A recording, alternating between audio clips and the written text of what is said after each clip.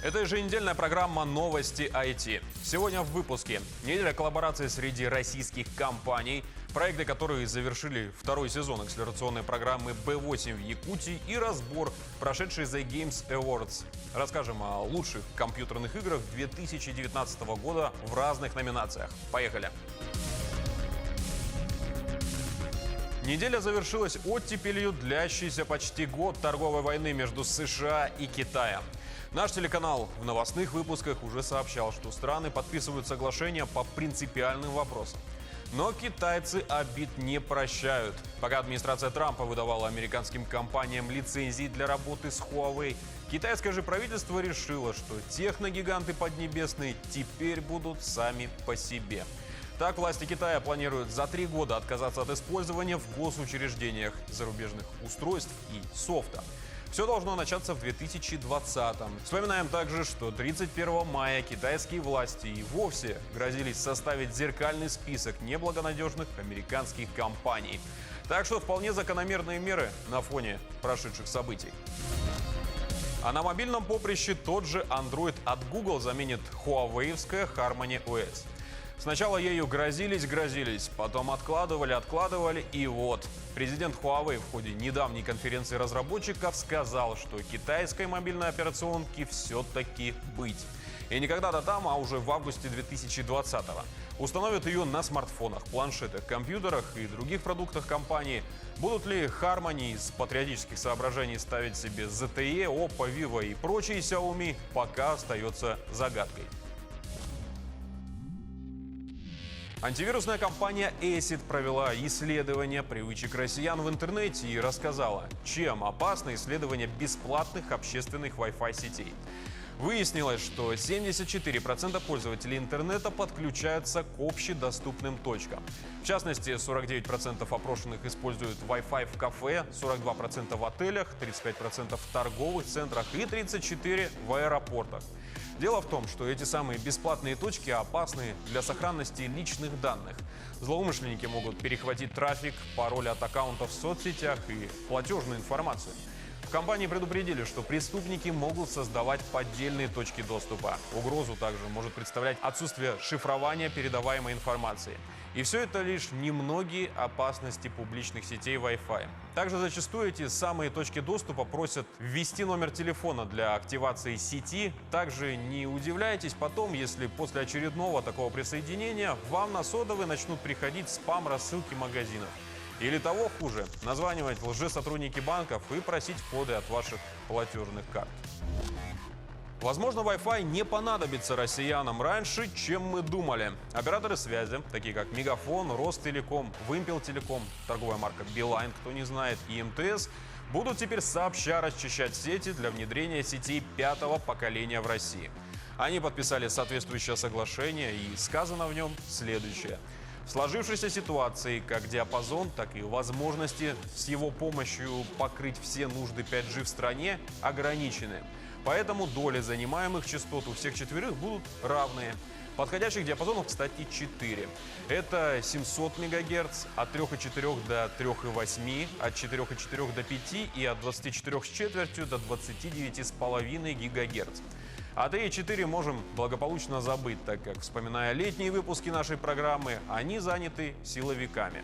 Операторы, несмотря даже на визу президента, продолжают таки добиваться этого диапазона, но здесь и ребенку понятно, что ничего из этого не выйдет.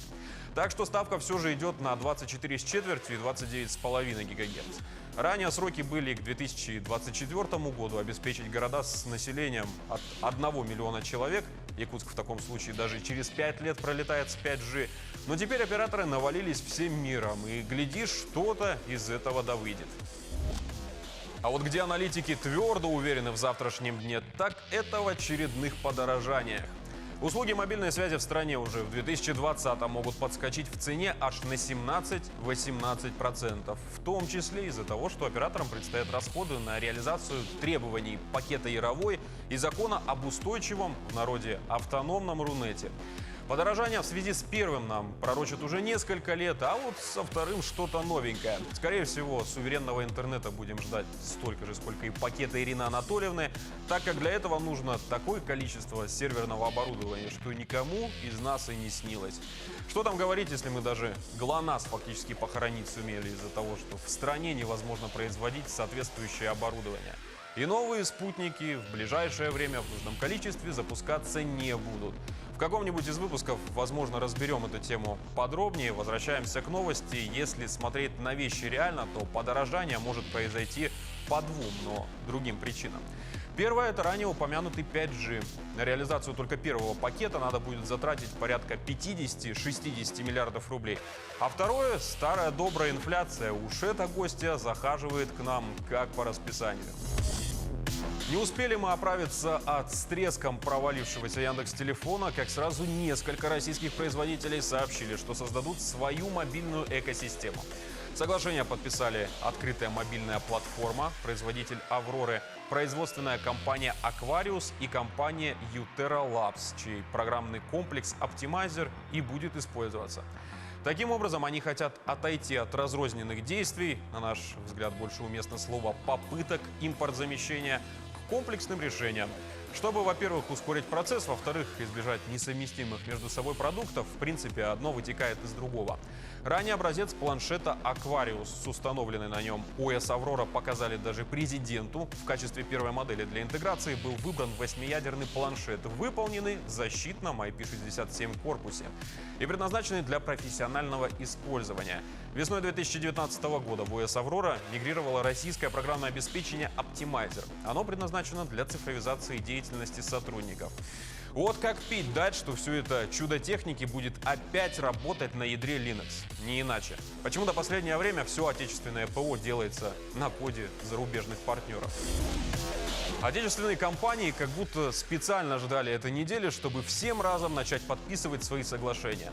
Еще одна коллаборация, но уже 15 российских технологических и околотехнологических компаний подписали так называемый кодекс этики с обращением с данными. В числе участников отметились такие гиганты российского техносегмента, как Яндекс, ВТБ, Mail.ru Group и Киви. Если вкратце, то торжественно пообещали правильно собирать, безопасно обрабатывать и добросовестно использовать информацию. Затем, как подписанты следуют обещаниям, проследит специальный совет. Он же будет вести реестр компаний-участников инициативы и так называемую «белую книгу» с лучшими практиками в сфере обращения с данными. Тем временем отечественная компания Zeta заявила, что вместе с Нижегородским университетом Лобачевского сейчас тестирует нейромобиль. По факту это электромобиль, которым можно управлять силой мысли. Шапочка с датчиками считывает мозговую активность человека. Компьютер с умным алгоритмом распознает в ней паттерны, связанные с одной из заранее заданных команд, и передает их автомобилю. То есть, проще говоря, силой мысли. Разработчики еще хотят оснастить авто системой, которая бы выводила данные о поездке на стекло или отдельный экран. Выглядит это все как фантастика. И помимо девушки в машине, не сидит ли в багажнике человек с пультом управления, узнаем в 2022. Именно тогда электромобиль планируют запустить в продажу. А в нашем регионе, между тем, подводят итоги работы за год. В частности, Билайн и Мининновации рассказали об успехах охвата сетями 4-го поколения районов Якутии. 4G запустили без малого в 200 населенных пунктах Камгинского, Усть-Алданского, Татинского и других районов. Не забыли и про Якутск. 4-е поколение появилось в пригородах и в самой столице, усилили стабильность интернет-соединения. На текущий момент строительство новых вышек связи идет с опережением годового плана на 30% благодаря досрочному охвату Вилюйского, Верхневилюйского, Сунтарского и Нюрбинского районов. Тем временем второй набор Б8 завершил акселерационную программу. Всего их 8, и коротко о том, что это были за проекты. JobJob – сервис по удобному поиску работы или подработки. GoGo Курьер – агрегатор для курьеров, облегчает работу администраторов, заведений или же организаций по доставке. Такой бы пригодился Норману Ридосу из Death Trading. DocCloud – система автоматизации архивного дела производства. Поисково-спасательные маяки «Находка», Smart Books, гибридная книга, частью которой является приложение дополненной реальности, Dress-Art, приложение примерки одежды для интернет-магазинов, также в дополненной реальности, Сайберия, интеллектуальная система постобработки медицинских изображений, и Northern Tale, анимационный сериал для детей в возрасте от 3 до 5 лет на английском языке. На мероприятии анонсировали и третий поток. Он стартует весной следующего года. На этот раз будут участвовать и лучшие проекты Дальнего Востока, отобранные в ходе стартап-экспедиции. Ну и к новостям игровой индустрии. В пятницу прошла ежегодная церемония награждения The Game Award 2019. Это, кто не в курсе, Оскар в мире компьютерных игр. И пройдемся по победителям. Начнем с главного. Игрой года признали Sekiro Shadow Die Twice. Это однопользовательская японская экшен-адвенчура. Она, кстати, взяла номинацию и в этой категории. Игра, за которую болела наша редакция Death Stranding, тоже не осталась незамеченной и взяла сразу несколько номинаций. Лучшая игровая режиссура, лучший саундтрек, и Мадс Миккельсен получил лучшую актерскую роль за роль Клиффа. Лучшее художественное оформление досталось Control. Devil May Cry 5 признан лучшим экшеном. Самой развивающей игрой назвали Fortnite, здесь без комментариев. Лучшая поддержка сообщества, как ни странно, у Destiny 2. А вот Mortal Kombat 11 пролетел с лучшим файтингом, как фанера над Парижем, уступив лавры первенства Super Smash Bros. Ultimate. На мобилках лидером в этом году стал Call of Duty Mobile, а лучшей киберспортивной дисциплиной League of Legends. И завершим выпуск официально подтвержденной информацией о ведущейся разработке нового BioShock. Фанаты уже давно вышли на след ведущейся работы. В издательстве 2K не стали терзать нас догадками и неподтвержденными фактами и рассказали, что да, действительно, разработка ведется, рулит всей кухней недавно созданная студия Cloud Chamber. Туда входят две команды из США и Канады, а руководит всем Келли Гилмор, ответственный за XCOM и Цивилизацию. Есть люди из команды первой и третьей частей, а вот их отец-основатель Кен Левин, к сожалению, снова остался в стороне. Будем надеяться, что без его участия не случится такой же истории, как со второй частью, и разработчики не примутся плясать на костях снова.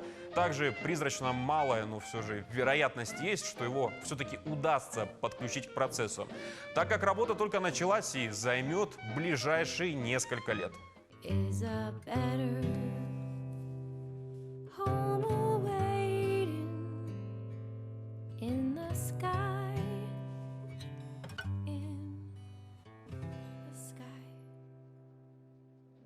Это были все технологические новости недели. Повтор программы найдете на YouTube-канале Якутия-24 и в Instagram-аккаунте як24.ru.